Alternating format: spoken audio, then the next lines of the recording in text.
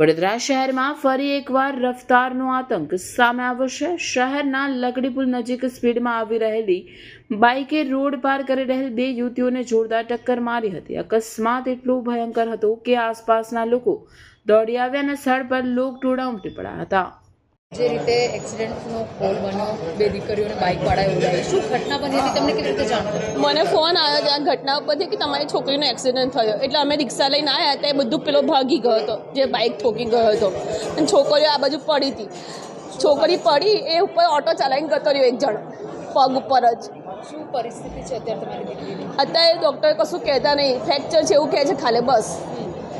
દીકરી હોશમાં છે? બધું બરાબર છે?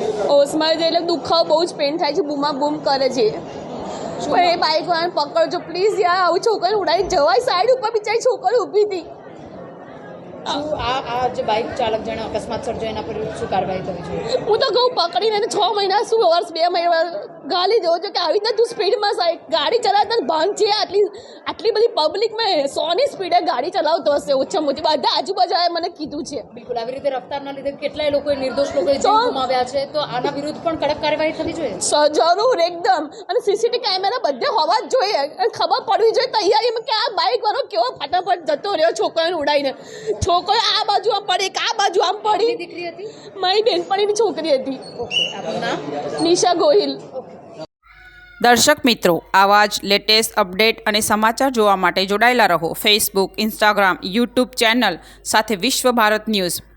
દેશ વિદેશ તેમજ ગુજરાત રાજ્ય, જિલ્લા અને તાલુકા વિસ્તારના તમામ સમાચાર અને જાહેરાત માટે આજે જ સંપર્ક કરો। સામાજિક ધાર્મિક પ્રસંગો, આકસ્મિક ઘટનાઓ અને ગેરકાનૂની પ્રવૃત્તિઓ તથા ભ્રષ્ટાચારની પોલ ખોલવા માટે સંપર્ક કરતા રહો।